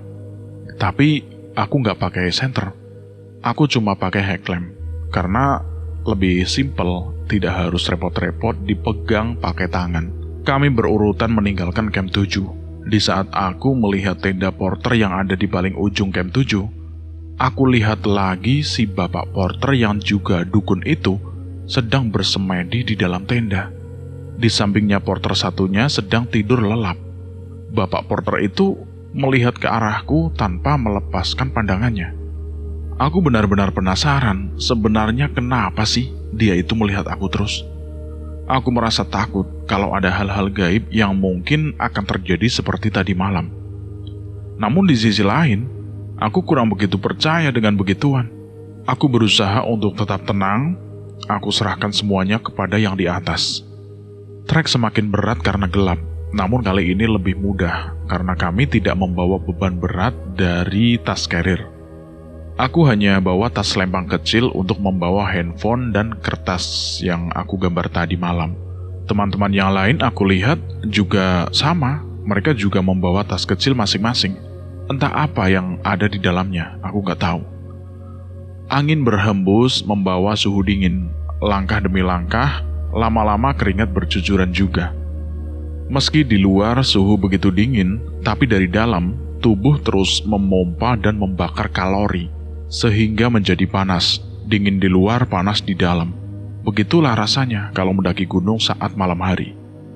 Belum jauh kami meninggalkan camp 7, tiba-tiba Adit terserang sakit perut. Break, bentar ya. Aku boker dulu. Adit berteriak. Fajar pun menghentikan langkahnya, disusul yang lain. Aku yang paling belakang juga berhenti. Adit melompat ke semak-semak di samping jalur. Dia mencari lokasi untuk buang air. Dit, hati-hati. Iya, Jar. Fajar berteriak dari atas. Aku jadi berpikiran yang enggak-enggak karena cerita horor Fajar sebelumnya. Jangan-jangan Adit kembali dengan muka rata. Tapi aku nggak boleh berpikiran negatif seperti itu. Aku buang jauh-jauh pikiran itu. Aku tungguin Adit, sekaligus memantau keadaan sekitar. Adit akhirnya kembali 7 menit kemudian. Woi, apa-apaan lo, Gas? Silau tahu. Adit protes karena aku mengarahkan sinar headlampnya ke arahnya. Aku cuma mau memastikan kalau itu beneran Adit. Sorry, Dit, sorry. Nggak sengaja. Ya udah, ayo kita jalan lagi. Pendakian pun kami lanjutkan. Trek berubah menjadi berat karena sekarang kami melalui jalur yang sempit. Rembulan terlihat cantik di atas sana, namun sepertinya langit sudah tidak gelap seperti sebelumnya. Itu tanda akan segera datang pagi. Pukul 4.40, kami sampai juga di camp 8 yang berketinggian 2876 mdpl. Camp 8 ini cukup luas, sekitar 8 kali 2 meter. Karena sudah masuk waktu subuh, maka kami putuskan untuk sholat subuh terlebih dahulu. Aku ditunjuk untuk menjadi seorang imam. Padahal aku sudah menolak, tapi teman-teman yang lain bilang, aku yang paling ingat soal sholat harus jadi imam. Akhirnya aku setuju untuk jadi imam. Kami pun menjalankan sholat subuh berjamaah di camp 7 ini. Dingin yang menusuk tidak menghalangi. Angin yang kencang pun kami hiraukan. Jaket gunung kami digelar dan dijadikan sajadah. Allahu Akbar. Assalamualaikum warahmatullahi. Assalamualaikum warahmatullahi. Kami telah menjalankan kewajiban. Pikiran kembali segar dan hati semakin teguh. Ini adalah pengalaman yang berharga buatku. Bisa bersama-sama menjalankan sholat berjamaah di puncak gunung. Aku yakin bukan teman-teman sesama pendaki saja yang juga sholat, melainkan mereka yang tak kasat mata yang beriman juga mungkin ikut dalam staf kecil sholat kami itu. Di camp 8 masih terdapat pepohonan yang besar, namun tidak selebat pohon-pohon sebelumnya yang ada di bawah sana. Lokasi camp 8 juga cukup terbuka. Langit pun terlihat jelas dari sini, dan angin pun kembali menerpa dengan mudah. Wajar saja sih, karena memang kami sudah dekat dengan puncak. Pendakian pun dilanjutkan. Trek menjadi semakin berat, jalan semakin menanjak dan sempit. Vegetasi tumbuh-tumbuhan juga semakin berkurang, dan angin yang berhembus semakin lama semakin kencang saja. Pelan namun pasti, kami terus melangkah naik. Dari sisi timur, nampak secercak cahaya dan langit mulai berwarna. Tandanya pagi mulai datang. Aku yang paling belakang mendengar Fajar berteriak di atas sana. Kita sudah nyampe camp 9. Suaranya samar karena angin begitu kencang, hingga Masis yang jalan tepat di depanku akhirnya melanjutkan teriakan kepada Fajar. Gas, kata Fajar sudah sampai camp 9. Begitu sampai di camp 9, aku kaget. Ada 3 tenda ukuran besar berdiri di sini. Masis, ini tenda milik siapa? Kata Fajar tenda kelompok dari Malaysia yang satunya lagi. Jawab Masis seperti itu. Rupanya, kelompok Malaysia yang satu lagi mendirikan tenda di sini. Berarti, mereka benar-benar tidak kebagian tempat di camp 7, lantas memutuskan untuk terus naik hingga ngecamp di camp 9. Wah, kuat juga ya mereka. Tapi jujur, aku juga kasihan sih. Kemungkinan besar mereka terpaksa harus ngecamp di sini, padahal tempatnya sempit sekali. Fajar memerintahkan kami untuk lanjut, karena puncak bendera itu sudah dekat. Sebenarnya, camp 9 adalah lokasi yang sangat strategis. Pertama, karena lokasinya begitu dekat dengan puncak bendera. Tentu jika camp di sini, kita bisa langsung summit attack tanpa harus bangun pagi-pagi buta. Yang kedua, camp 9 ini lokasinya dihimpit oleh tebing dan pepohonan yang rimbun, sehingga terhalang angin secara langsung. Tentu sangat bagus untuk mendirikan tenda. Namun di samping itu, camp 9 juga memiliki banyak kekurangan. Yang pertama, lokasinya yang sangat jauh. Jika membawa carrier berat, tentu akan sangat menghabiskan tenaga untuk bisa sampai camp 9 ini. Kedua, meskipun terhalang oleh tebing, tapi angin di sini super kencang, jauh lebih kencang dari sebelum-sebelumnya. Juga tingkat suhunya sangat dingin. Wajar saja, karena memang camp 9 ini adalah tempat camp dengan altitude tertinggi di antara yang lainnya. Kami melanjutkan pendakian, dan benar kata Fajar, hanya beberapa menit saja kita sudah bisa melihat dari kejauhan jurang-jurang yang sangat dalam. Persis seperti yang Fajar ceritakan. Lalu aku juga melihat ada bendera merah putih yang berkibar di sebuah tiang kecil. Aku yakin sekali, itu puncak bendera. Wurr, grung. Suara Gunung Raung meraung-raung, membuat siapa saja menciut nyalinya untuk mendekat. Fajar yang katanya sudah beberapa kali mendaki Gunung Raung, sempat ketakutan begitu mendengar suara raungan dari dalam kaldera. Baru kali ini gua mendengar suara Gunung Raung seperti ini. Memang dulu nggak meraung-raung kayak gini ya, Jar. Nggak sekencang ini sih, Dit. Aku sampai takut tadi. Kayaknya mau meletus deh. Ucap Fajar seperti itu. Kami bersembilan telah sampai di puncak sejati. Awalnya aku juga seperti Fajar, takut. Karena jujur, aku juga baru pertama kali mendengar suara menggelegar dari gunung seperti ini. Suara raung berhenti dengan jeda 3-5 menit lalu meraung lagi. Kaldera Gunung Raung sangat luas, bahkan menjadi terluas di Pulau Jawa. Bentuknya melingkar seperti sebuah danau. Di bagian tengah, terdapat gundukan sebesar gunung kecil yang adalah kubah lava. Gundukan kecil itu adalah lubang keluarnya suara raungan Gunung Raung itu, sekaligus lubang keluarnya lava pijar. Aku lihat dari sini jelas sekali keluar asap-asap tipis dari dalam kubah lava tersebut. Jar, kalau turun ke bawah bisa nggak? Tanya Adit iseng kepada Fajar. Bisa saja, Dit, kalau lo pengen mati. Lihat itu, sepertinya memang habis meletus ya.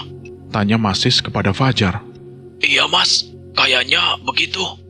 lihat ada bekas-bekas hitam di dekat kubah lava itu.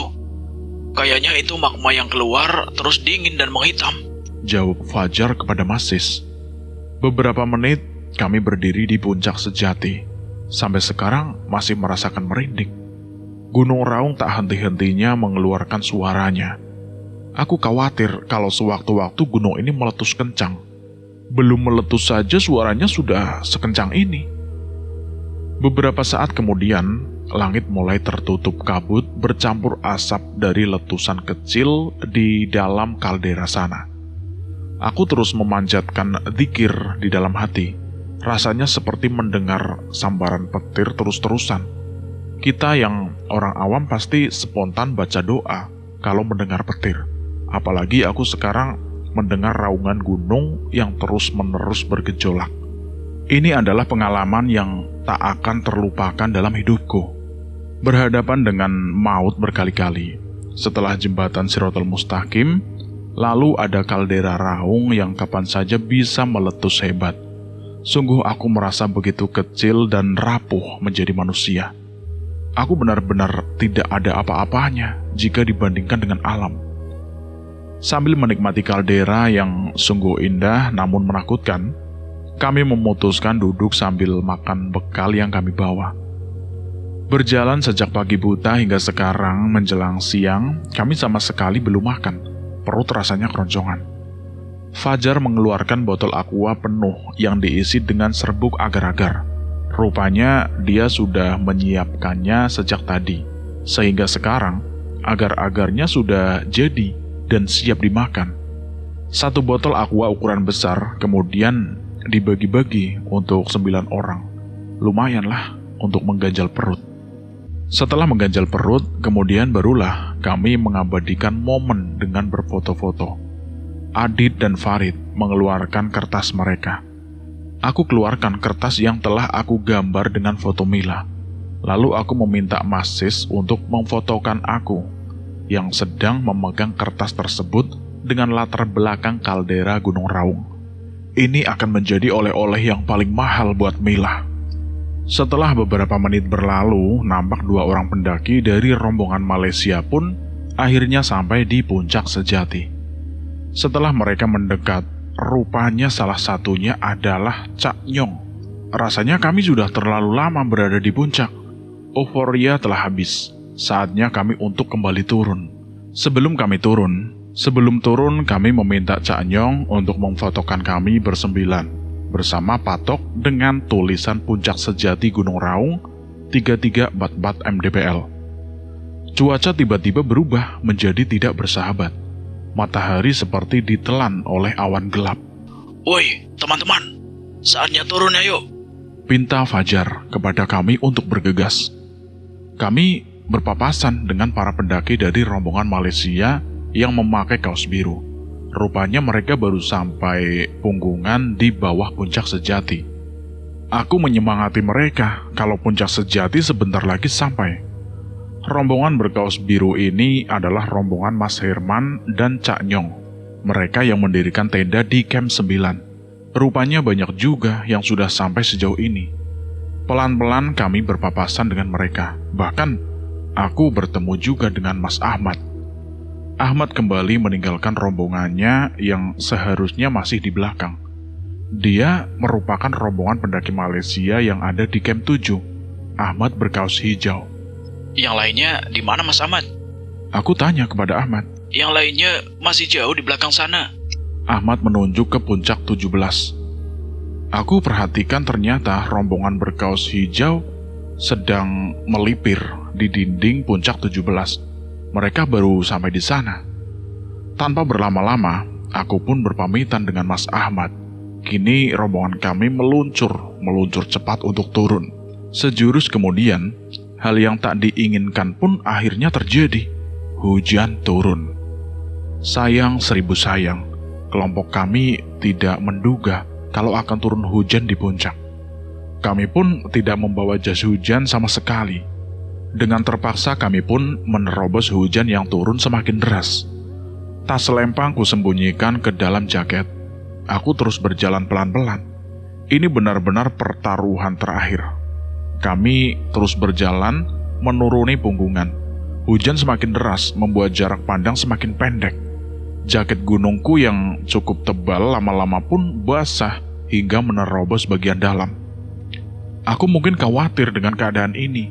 Hujan deras disertai angin. Belum lagi harus turun kembali melewati jalur ekstrim jembatan Shiratal Mustaqim.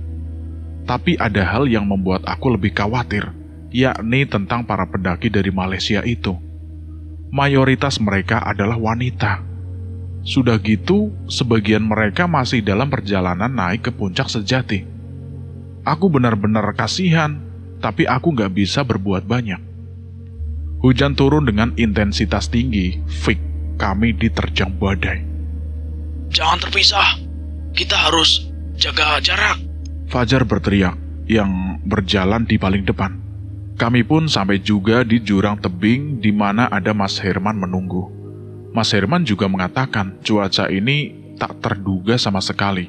Dia meminta kami untuk berhati-hati. Di sini kami berpapasan kembali dengan kelompok pendaki Malaysia satunya lagi. Kelompoknya si Ahmad. Kami menunggu antrean karena mereka baru menuruni jurang dengan tali. Rombongan ini juga mengalami nasib yang sama. Mereka basah kuyup dan tidak ada yang membawa jas hujan. Namun, terlanjur basah, mereka tidak ingin kembali dan tekad bulat melanjutkan pendakian hingga puncak sejati. Kami tidak bisa berbuat banyak selain menyemangati mereka yang rata-rata adalah wanita. Semangat, semangat! Hujan agak mengendur. Kami pun mulai menaiki tebing satu persatu. Kali ini dengan teknik ascending. Pelan namun pasti, akhirnya semua sampai di atas tanpa kendala sedikit pun. Selanjutnya kami kembali berhadapan dengan Shiratal Mustaqim ketiga. Pelan namun pasti, kami merangkak kembali. Aku bersyukur hujan berubah reda, sehingga kami tidak begitu kesusahan. Akhirnya aku dan yang lainnya berhasil melalui Shiratal Mustaqim ketiga ini.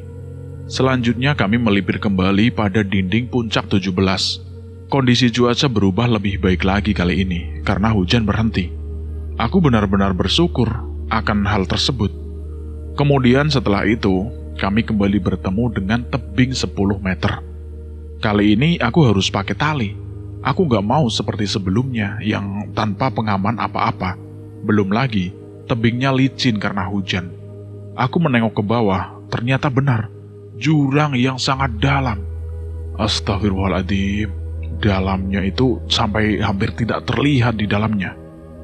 Satu persatu kelompok kami berhasil menuruni tebing.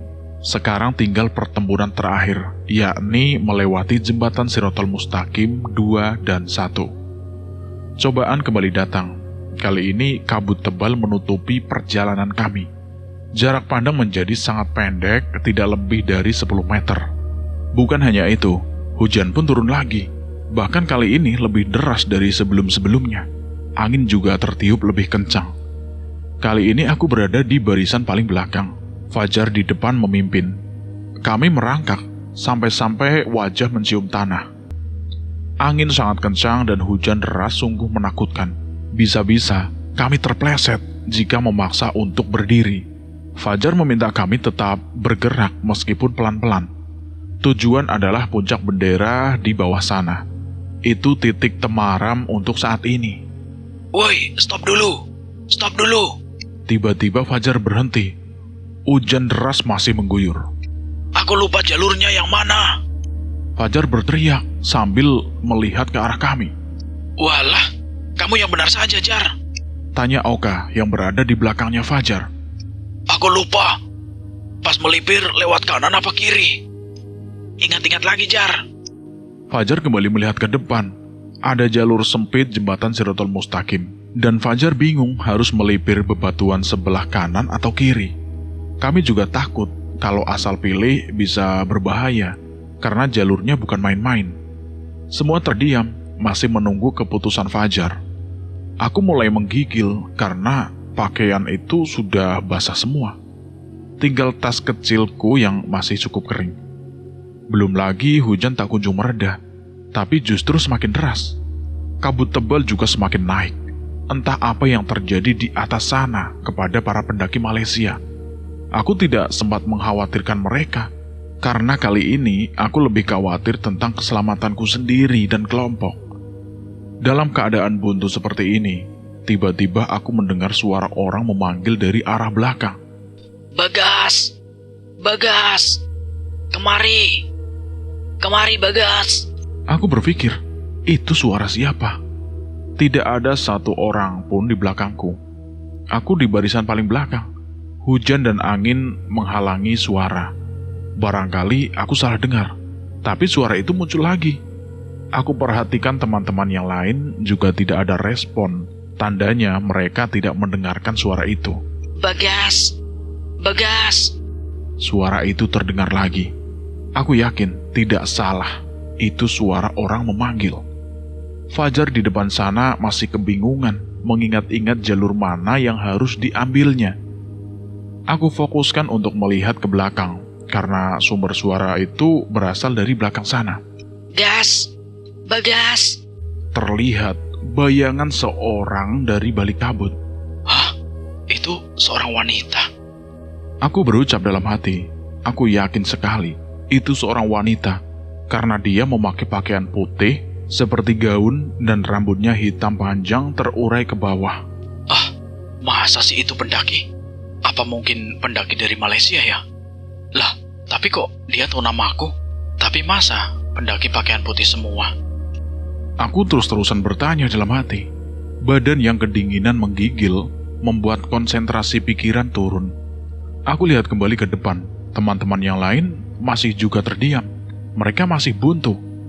Entah apa yang mendorongku. Aku putuskan ke arah belakang untuk memastikan keberadaan sosok wanita tadi.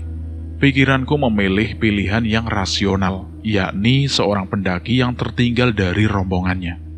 Angin bertiup kencang, gerakannya searah, semacam mendorongku untuk berjalan lebih cepat ke belakang, pelan. Langkah demi langkah aku menuju arah belakang. Sosok wanita yang memanggil-manggil tadi mulai kelihatan dan semakin jelas, hingga jarak kami terpaut 5 meter. Aku putuskan untuk berhenti dan bertanya. Kamu siapa? Sejak aku turun dari Gunung Raung ini, aku tidak lagi bertemu dengan Bapak Porter yang juga seorang dukun itu. Perkataannya waktu itu memang membuka tabir yang selama ini tersembunyi, tapi masih ada satu perkataan yang belum bisa aku pahami. Kami bersembilan telah berkumpul kembali di base camp Pak Suto. Jamuan makan, fasilitas tis diberikan oleh Bu Suto. Nasi sayur lodeh dan sambal serta kerupuk itu benar-benar luar biasa. Aku masih ada waktu cuti 3 hari. 2 hari bisa aku manfaatkan untuk liburan. 1 hari untuk istirahat. Tapi aku masih bingung mau kemana kali ini. Fajar bercerita kalau dia akan melanjutkan pendakian ke gunung lain. Itu bagian dari pekerjaan dia yang membuka open trip. Aku bisa ibaratkan Fajar memang pekerjaannya naik gunung. Ia dapat gaji dari naik gunung. Aku pikir senang juga jadi Fajar, bisa liburan setiap hari. Teman-temanku yang lain yang orang Jakarta juga memutuskan untuk kembali ke Jakarta. Cuti mereka hanya 5 hari saja. Bahkan Imam, cuti cuma 4 hari. Katanya ia pulang ke Jakarta mau naik pesawat, karena cutinya itu sudah habis. Sementara itu Farid juga akan kembali ke Surabaya. Mas Siswanto pun demikian, ia harus kembali ke Banyuwangi. Sudah 4 hari dia tidak bertemu dengan anak istrinya. Aku masih bingung mau kemana lagi, hingga salah seorang dari kami, yakni Andri, memberikan perencanaan. Gas, ikut aku aja yuk ke Banyuwangi. Kamu bisa naik Gunung Ijen ke sana. Nanti nginep di tempatku. Ah, kamu beneran, Dri? Iya beneran lah, Gas. Masa bohong sih? Terkadang, rencana yang tak terduga itu justru rencana yang sempurna. Aku pernah bilang asal temannya gunung. Aku bisa begadang membaca artikel di internet. Asal gunung juga aku bisa betah ngobrol dengan orang yang gak aku kenal. Dan asal temannya gunung, aku bisa melanjutkan travelingku tanpa pikir panjang. Misteri tentang kertas itu masih akan berlanjut di Gunung Ijen. Dan cerita ini selesai sampai di sini, dan kami akan melanjutkan ceritanya lagi di Gunung Ijen, di pendakian berikutnya. Buat teman-teman yang belum mendengarkan episode sebelumnya, silahkan kalian mendengarkan terlebih dahulu agar kalian mengerti alur ceritanya. Dan buat teman-teman yang baru bergabung di channel ini, silahkan kalian klik tombol subscribe dan tombol loncengnya agar kalian tidak ketinggalan cerita terbaru dari kami. Terima kasih buat teman-teman yang sudah mendengarkan cerita ini sampai habis. Semoga kalian dalam keadaan sehat selalu, panjang umur, dilancarkan rezekinya, dan dipermudahkan segala urusannya. Dan terima kasih juga buat penulis yang sudah mengizinkan kami untuk menceritakan kisah ini. Semoga kalian dalam keadaan sehat selalu. Dan saya mohon maaf jika ada kesalahan kata. Saya pamit undur diri. Akhir kata, wassalamualaikum warahmatullahi wabarakatuh. Salam lestari.